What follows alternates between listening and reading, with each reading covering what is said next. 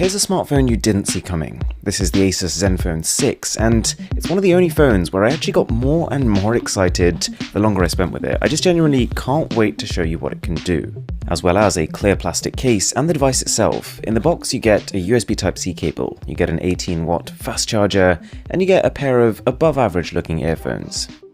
And here is the device itself, a phone that manages to tick pretty much all the pillars of a good 2019 flagship, but at the same time comes with two standout features that are far more than just gimmicks.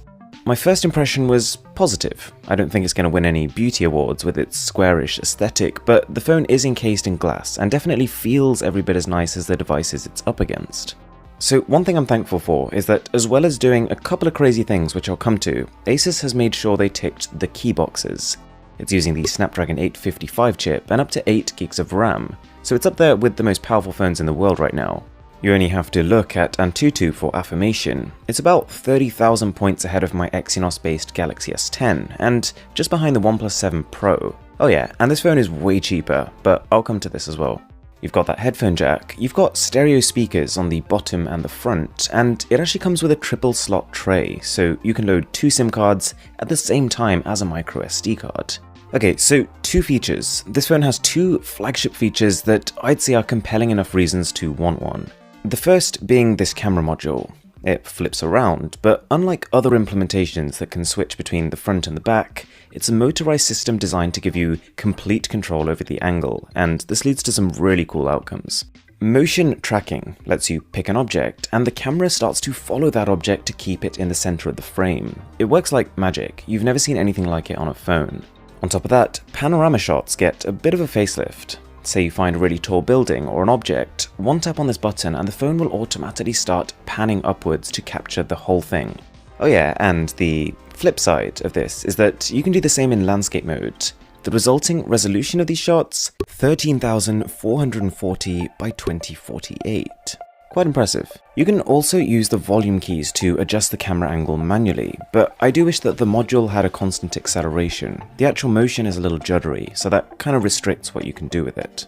More importantly though, this is thankfully not just a funky looking camera setup, it's actually a really capable one too. The main camera is 48 megapixels, based on the same IMX586 sensor as the OnePlus 7 Pro. You get really powerful high dynamic range and a great looking night mode, which actually takes 16 raw photos and meshes them together. I did a couple of side-by-sides with the OnePlus 7 Pro, and well, let me know what you think. Anyways, that second camera is a 125-degree ultra-wide, and to be clear, 125 really is ultra-wide. It's even wider than the S10's 123, but things get even better. The additional benefit of having this motorized setup is that anything you've got on the rear camera, you can also have on the front, with a couple of exceptions.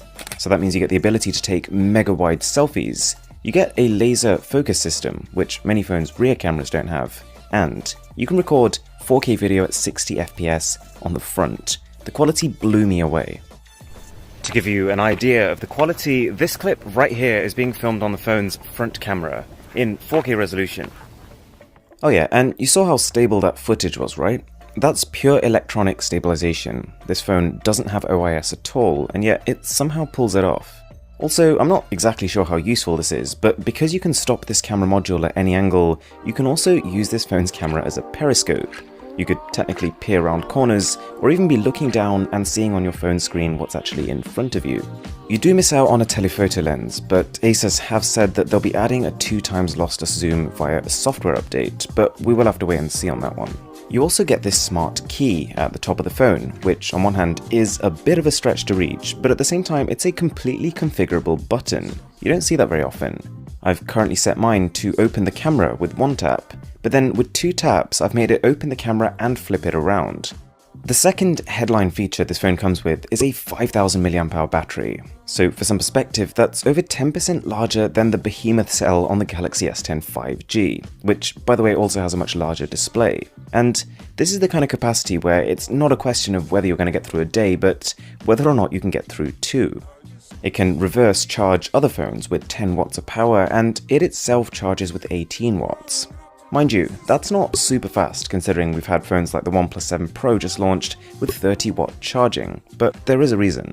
Faster charging batteries need a thicker separator in between their anode and cathode, so essentially they end up taking more space. So this slower charging speed is the only way Asus has managed to fit this monster cell into a body that's not too monstrous. The phone also has a 6.4-inch display that fills pretty much the whole front of the phone. It's a Full HD Plus LCD though, which didn't exactly have me jumping up and down in excitement. But it is better than the specs suggest, just not as bright as some of its OLED counterparts. Zen UI 6, the software on the phone, was also a nice surprise. It's much closer to a pure Google aesthetic, and it shows a company that's really listening to what people want. It's based on Android 9, and whilst it's not functionally too different from past versions, you do get some reachability features as well as a dark mode. I like that there's a built-in screen recorder, as well as an outdoor mode, which lets your speaker rack up another 20% volume at the cost of a bit of distortion. Asus is also promising an Android 10 update in the second half of the year.